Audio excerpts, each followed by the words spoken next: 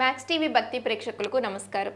ఈరోజు స్టూడియోలో మనతో ఉన్నారు ప్రముఖ ఆధ్యాత్మికవేత్త ముళ్ళపూడి సత్యనారాయణమూర్తి గారు. నమస్కారం అండి. నమస్కారం మా అనుజ్ఞ.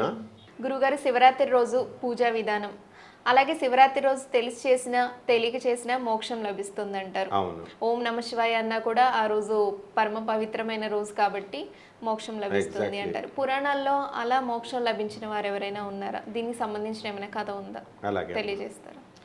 ఇప్పుడు మనకి శివరాత్రికి పూజా విధానం ఏమిటంటే, ఆ రోజున ఉదయమే తెల్లవారుజామున 3 గంటలకి నిద్ర లేవాలి. 3 గంటలకి. 3 గంటలకి, ఎందుకంటే బ్రహ్మ ముహూర్తం అది. అట్లీస్ట్ ఆ ఒక్క రోజైనా మనము నిద్ర లేస్తే ఉంటుంది. పోనీ హెల్త్ పర్మిట్ చేయని వాళ్ళు జాగారం చేయాలి. అందుకని జనరల్గా ఉపాసకులు చేసేది చెప్తున్నాను. శివభక్తులు ప్యూర్గా చేసేవాళ్ళు మామూలు గృహస్థులు 4 గంటలకి 5 గంటలకి లేవచ్చు. అంటే మరీ సూర్యుడు వచ్చేసిన తర్వాత కాకుండా, అంటే పనులు తొందరగా అవుతాయని, అక్కడ ఏదో స్పెషల్ శక్తులు వస్తాయని కాదు. అందుకని వాళ్ళ బ్రహ్మ ముహూర్తములో లేవాలి. లేచిన తర్వాత మీరు దంతధావనం ఇలాగ ఈ యాక్టివిటీస్ అన్నీ, తంత స్నానం అంతా అయిపోయిన తర్వాత చక్కగా శివుడు అంతకుముందు పూజా సామాన్ అంతా కడుక్కున్న తర్వాత, ఇప్పుడు పరమేశ్వరుడికి మనము శివలింగం ఉన్నవాళ్ళు శివలింగానికి ఇప్పుడు మన అంగుష్టం వేలంటే బొటన వేలు, దానికంటే చిన్న సైజులో శివలింగాన్ని నిర్భయంగా పెట్టుకోవచ్చు. చాలామందికి సందేహం ఉంటుంది, బొటన వేలు కంటే చిన్నగా ఉండాలి. అప్పుడు వేదం చెప్పేది ఏ విగ్రహం అయినా సరే బొటన వేలు కంటే చిన్న సైజులో ఉండే విగ్రహం ఇది లేదన్నమాట, ఇంట్లో పెట్టుకోవచ్చు. దానికి చక్కగా అలంకారం చేసుకొని గంధం పుష్పం అక్షతలన్నీ మొట్టమొదటిగా మనం అభిషేకం చేసుకోవాలి. మన విగ్రహం లేని వాళ్ళు ఏం చేయాలండి అంటే, ₹1 బిళ్ళ వేసుకొని దానికి అభిషేకం చేయొచ్చు. అలాగే ముందు శివుడు పార్వతుల ఫోటో పెట్టుకొని, ఆ తర్వాత దానిపైన ఒక కలసం పెట్టుకునే సాంప్రదాయం ఉన్న వాళ్ళు కలసం పెట్టుకోవచ్చు.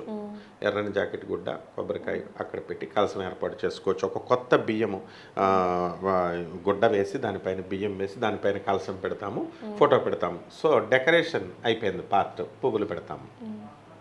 తర్వాత దీపాలు. ఈ దీపాలలో మనము 2 ప్రమిదలు పెట్టుకుంటాం, కొంతమంది 1 ప్రమిదలు పెట్టుకుంటారు. 2 పెట్టుకున్న వాళ్ళు అటు 2 ఇటు 2 పెట్టుకోవచ్చు. లేకపోతే 1 ప్రమిద పెట్టుకున్న వాళ్ళు 1 పెట్టుకోవచ్చు. అలా దీపం వెలిగించిన తర్వాత అగరబత్తీలు ధూపం దీపం వేస్తాం, అగరబత్తీలు వెలిగిస్తాము. పూజలో మనము ఓం నమ శివాయ అనేటటువంటి మహామంత్రము, ఇది చాలా ఈజీ మంత్రము, సింపుల్ మంత్రము. కానీ దీనికి ఎంత మహత్తరమైన శక్తి ఉంటుందంటే, ఇదే మంత్రంతో జపం చేసి అర్జునుడు పాశుపతాస్త్రాన్ని పొందాడు. ఇదే మంత్రాన్ని ఓం నమ శివాయ అనే పంచాక్షరి మంత్రాన్ని సాక్షాత్తు శ్రీ మహావిష్ణువు జపించి మహేశ్వరాస్త్రాన్ని పొందాడు. అలాగే రావణ బ్రహ్మ ఓం నమ శివాయ అనే ఈ సింపుల్ మంత్రాన్ని జపించి అనంతరమైనటువంటి త్రిలోకాలను జయించే అంత శక్తివంతుడైపోయాడు. కాబట్టి చాలామంది ఏంటంటే ఇప్పుడు కాలంలో ఈ శివుడు విష్ణుమూర్తి సింపుల్ మంత్రాలు చూసి వీళ్ళంతా ఈ మధ్యన కొత్త ట్రెండ్ వచ్చేసింది. వారాహి ప్రత్యంగర బీజాక్షరాలు ఉండాలా, ఇలా వాళ్ళు ఇవి చెప్పేటటువంటి వాళ్ళు ఈ సింపుల్ మంత్రాల మీద అట్రాక్షన్ పోయే విధంగా బ్లాం బ్లీం బ్లూం హ్రీం హ్రాం అని చెప్తుంటే ఇవే మంత్రాలేమో అనే భ్రమలో ప్రజలు పడిపోయారు. కాబట్టి ఇది మొట్టమొదటిగా మనం ప్రజల్ని కరెక్ట్ చేయాలి. బీజాక్షరాలు ఏం అవసరం లేదు. ఓం నమ శివాయ అనే మహామంత్రానికి ఇంత శక్తి ఉంది. దానికి మనం తీసుకొని శివలింగాన్ని తీసుకొని ఎవరికైతే చమకం వచ్చో వాళ్ళు చేసుకోవచ్చు.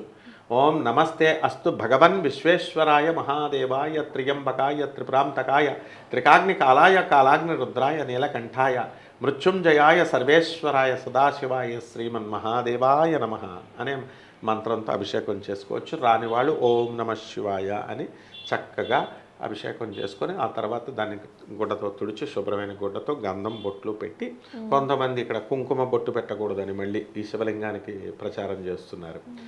శివుడిలో సగం బాడీ పార్వతి, అది ఆమె వరం తెచ్చుకుంది కాబట్టి ఆ పార్వతి ఉంటుంది కాబట్టి కుంకుమ నిర్భయంగా పెట్టచ్చు. సో ఇలాంటి మూఢనమ్మకాలన్నీ కూడా ప్రజలు తెలుసుకోవాలి. ఎందుకంటే శివుడు ఐఎమ్ గివింగ్ విత్ ప్రూఫ్, సాక్షాత్ పార్వతి శివుని యొక్క అర్ధాంగిని, శరీరంలో సగభాగం. ఆమె పసుపు కుంకుమ కూడా పెట్టచ్చు. పెట్టిన తర్వాత శివుడికి ఇష్టం కదా విభూతి నామం పెట్టుకోవాలి, మనం పెట్టుకోవాలా, అలాగే ఆయనకు కూడా పెట్టాలా.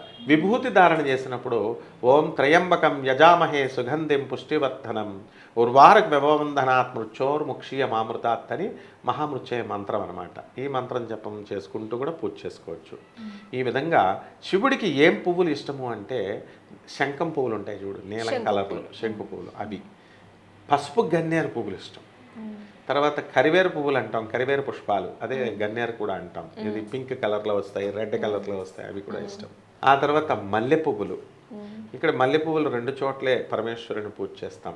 మల్లీశ్వర స్వామి అని బెజవాడలో కనకదుర్గ అమ్మ గుళ్ళో, తర్వాత భ్రమరాంబ గుళ్ళో, శ్రీశైలంలో మల్లికార్జున స్వామి అంటాం. మల్లె పువ్వులు కూడా చేయొచ్చు. బ్రహ్మదేవుడే చేశాడు మల్లెపూలతో.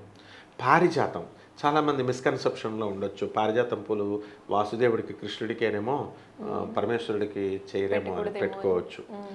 ఉమ్మెత్తు పువ్వులు స్పెషల్ ఉన్నాయి పరమేశ్వరుడికి. ఉమ్మెత్తు పువ్వులు చేస్తే శత్రుపీడ పోతుంది. అవి చాలా చీప్ అండ్ వాసనలెస్, ఫ్లేవర్లెస్, కలర్లెస్, స్మెల్ ఉండదన్నమాట. అయినా సరే పరమేశ్వరుడు అన్నీ స్వీకరిస్తాడు. తర్వాత తెల్ల జిల్లేడు పువ్వులు దొరకకపోతే మామూలు జిల్లేడు పువ్వులు కూడా కాశీ దేవాలయంలో మామూలు జిల్లేడు పింక్ కలర్లో రోడ్డు మీద దొరికే జిల్లేడు పువ్వులు కూడా పెడతాం. ముఖ్యంగా మారేడాకు మర్చిపోకూడదు.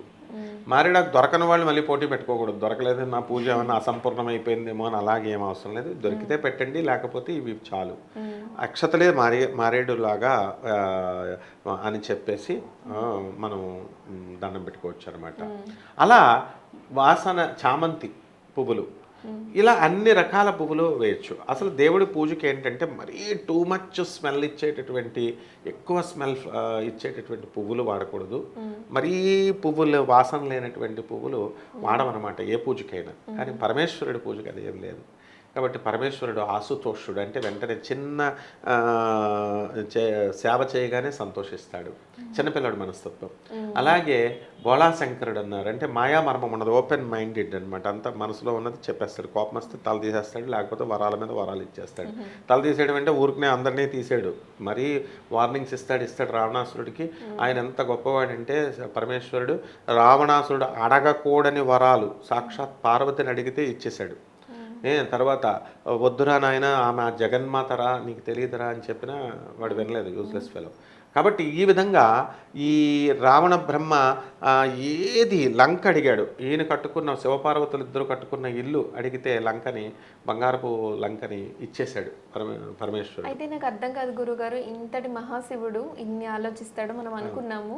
కానీ అంటే ఈ గణపతి కథ వచ్చేసరికి పార్వతీదేవి స్నానం చేస్తుంటే రానియలేదని ఒక చిన్న కారణంతో కొడుకు తలని తీసేయడం, ఇది ఎంతవరకు? అవును, వెరీ గుడ్ క్వశ్చన్ ఇది. అదేనా చిన్న కారణం కాదది. వినాయకుడిని సృష్టించాడు, మాతృవాక్య పరిపాలన చేయమన్నాడు. ఎవరు? పార్వతీదేవి తల్లి మాట వినరా అన్నాడు. శివుడు వినాయకుడు అంటే ఏంటి? బుద్ధిమంతుడు. ఆయన బుద్ధిమతాం వరిష్టం అన్నారు ఆయన్ని, ఆంజనేయ స్వామిని. కానీ మరి ఎప్పటి నుంచి వినాయకుడు బుద్ధిమంతుడు అయ్యాడంటే మానవ శిరస్సు, ఆ శిరస్సు ఉన్నప్పుడు అవలా ఏనుగు తల పెట్టిన తర్వాత నుంచి నేచర్ మారింది. అప్పుడు వినాయకుడు ఏం చేసేవాడంటే ఒక తమో గుణానికి వెళ్ళిపోయాడు.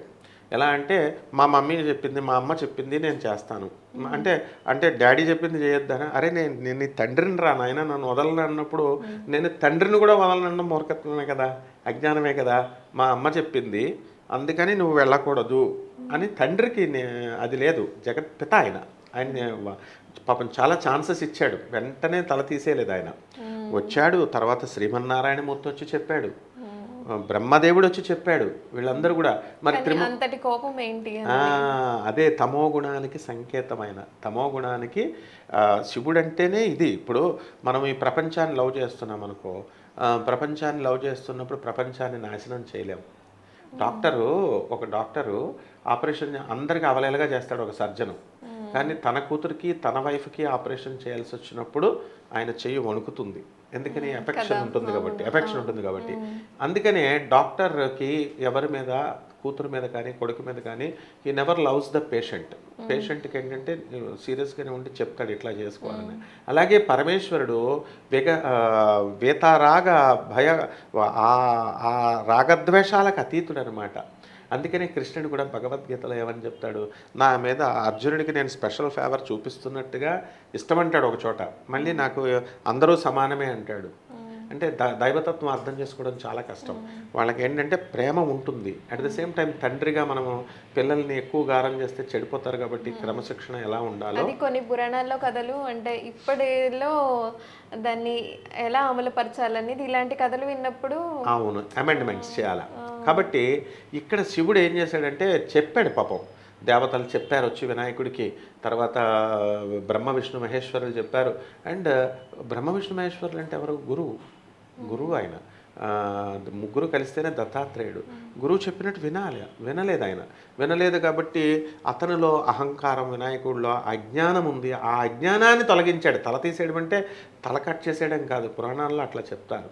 అంటే ఆయన వినాయకుడిలో ఉన్నటువంటి అజ్ఞానాన్ని, తర్వాత ఇగ్నోరెన్స్ని, ఆ యొక్క అహంకారాన్ని తల తీసేయడం ద్వారా రూపంలో సూచిస్తారనమాట. అప్పుడు దేన్ని తీసుకొచ్చి పెట్టారు?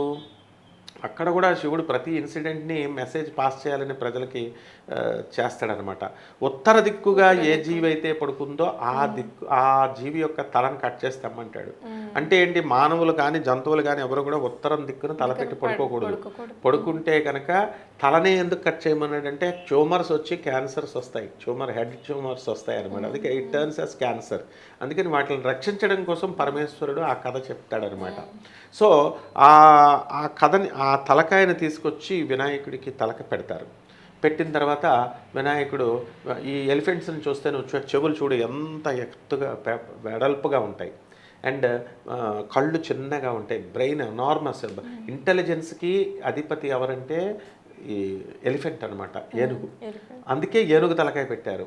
అక్కడ పవర్కి, స్ట్రెంగ్త్కి దేనికి సూచన అంటే సింహం. అందుకే పార్వతీ అమ్మవారి యొక్క శక్తి స్వరూపిణి కాబట్టి ఆమెకి వాహనం కింద ఈ యొక్క సింహాన్ని పెట్టారు. కాబట్టి ఆ విధంగా ఆ వినాయకుడికి ఆ తల పెట్టగానే అయ్యో నేను చేసింది తప్పు, మా ఫాదర్ చెప్పాడు, మా మేనమామైనటువంటి శ్రీ మహావిష్ణువు చెప్పాడు, జగత్తుకి సృష్టికర్త అయినటువంటి పితామహుడు బ్రహ్మదేవుడు చెప్పాడు, నేను వినలేదు అని చెప్పేసి అప్పుడు రెపెంటెన్స్ వస్తుంది. అప్పటి నుంచి ఇంకా మహాజ్ఞాని అయిపోయాడు, జ్ఞానం ప్రసాదించాడు. కాబట్టి ఇందులో శివుడు చేసే ప్రతి యాంగిల్లో కూడా దానిలో తప్పు పట్టాల్సింది ఉండదు. ఎందుకంటే అది వేరే వాళ్ళు ఎవరన్నా చేస్తే మనం తప్పు పట్టచ్చు. ఎలాగా ఒక ద్రోణాచార్యుడు ఏకలవ్యుడు వేలు అడిగేశాడు, ద్రోణాచార్యుడు చేసింది తప్పే, పక్షపాతం.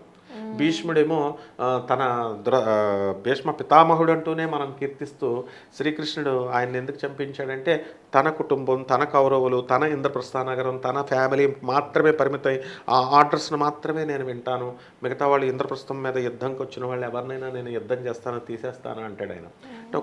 తన కుటుంబానికి పరిమితమయ్యాడు. లార్డ్ శివ, లార్డ్ విష్ణు అట్లా కాదనమాట. లార్డ్ కృష్ణ ఈ ప్రపంచాన్నంతటిని విశ్వ కళ్యాణం కోసం చేయండి, మీకు అందుకని శక్తి ఇచ్చా, మీకు అందుకని తెలివిచ్చా, మీకు అందుకని పోస్ట్ ఇచ్చా అంటాడు. ఎవరైతే స్వార్థంగా మనం ఉంటామో మన అందరి తలలు కూడా తీసేస్తాడు, అందులో డౌటే లేదు, శివుడైనా కృష్ణుడైనా. ఆ విధంగా శివుడు ఏం చేశాడంటే వినాయకుడిని విజ్ఞానవంతుడిని చేశాడు. ఆ తర్వాత స్పెషల్ బూన్గా ఆయనకి ప్రమద గణాలకు అధిపతిని చేశాడు మొత్తం అందరికీ. అండ్ విఘ్నాలకి అధిపతిని చేసి రాజుని చేశాడు. ప్రథమ పూజని ఇచ్చాడు. చూడు ఎన్ని బోన్స్ ఇచ్చాడో, ఎన్ని వరాలు ఇచ్చాడో. అందుకని మళ్ళీ పునర్జీవితుడిని చేశాడు కదా కొడుకుని. అంటే మనం అజ్ఞానంతో ఉన్నప్పుడు, స్వార్థంతో ఇలా మనం ఉన్నప్పుడు అది మరణతుల్యం, మరణంతో సమానం మనమైనా.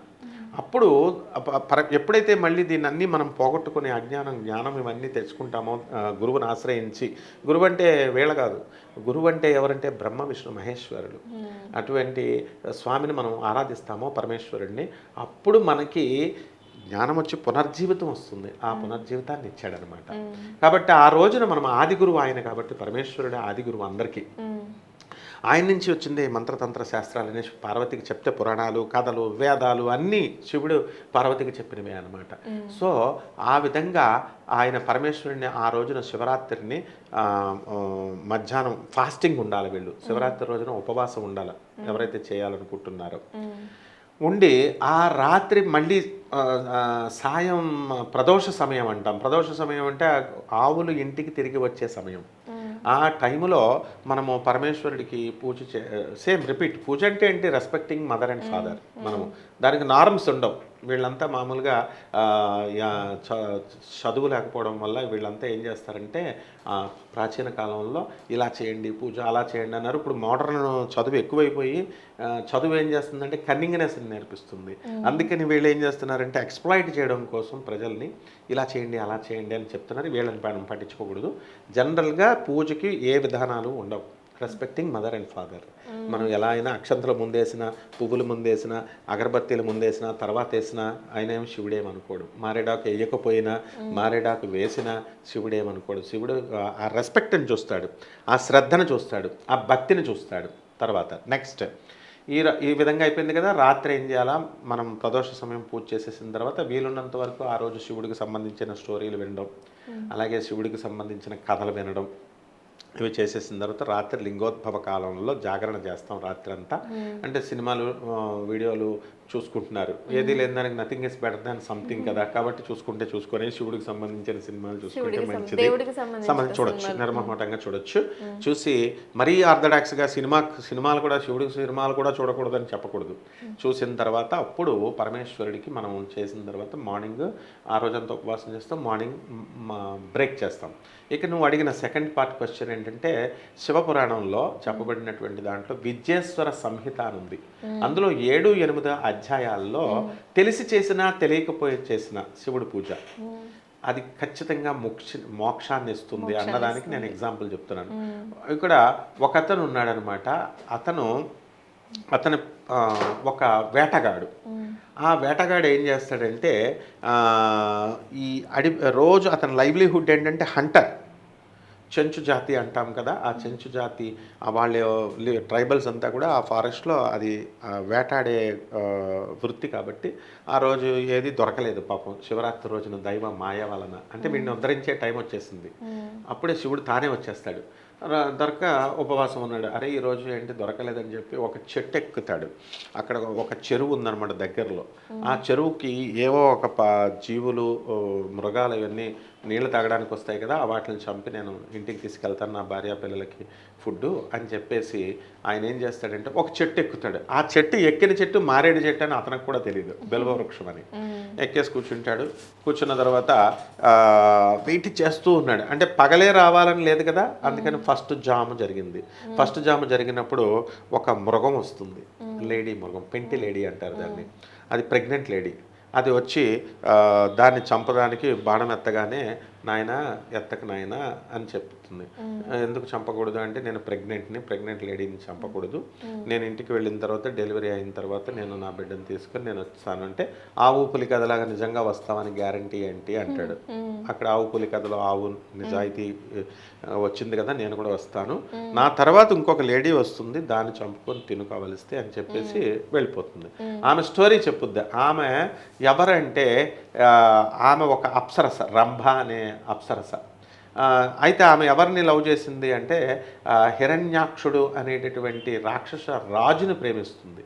అయితే వీళ్ళిద్దరు లవ్లో ఉండి పరమేశ్వరుడు పూజ చేయడం మర్చిపోతారు శివరాత్రి రోజున.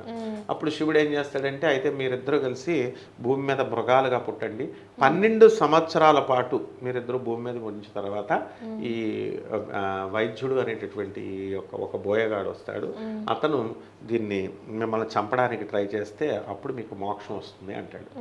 ఈ లోపల సరే అంటాడు కదా, వాళ్ళని వదిలేస్తాడు. ఈ లోపల ఇతను టైం పాస్ అవ్వాలి కదా, అందుకని ఏం చేస్తున్నాడు, ఒక్కొక్క ఆకు తెంపేసి కింద వేసేస్తున్నాడు. మారేడాకు కదా, దాని క్రింద అతనికి తెలియకుండా ఇంకోటి కూడా ఉంది, శివలింగం ఉంది. అది స్వయంభూ శివలింగం అంటే స్వయం వ్యక్తం, దాని అంతకదే వచ్చింది, ఎవరు పెట్టింది కాదు అది. అక్కడ అది మట్టి చేత కప్పబడి ఉంది, అక్కడ శివలింగం ఉందంటే ఎవరికీ కనబడదు చూస్తే. ఈ కరెక్ట్గా ఈ ఆకులు త్రుంచి వేస్తుంటే కరెక్ట్గా ఆ శివలింగం మీద పడుతుంది. అంటే అర్చన చేసిన ఫలితం కూడా వచ్చేస్తుంది, ఉపవాసం ఉన్న ఫలితం వచ్చేస్తుంది, జాగరణ చేస్తున్న ఫలితం కూడా వచ్చేస్తుంది. రెండో జామ వచ్చింది, ఇంకో లేడీ వచ్చింది.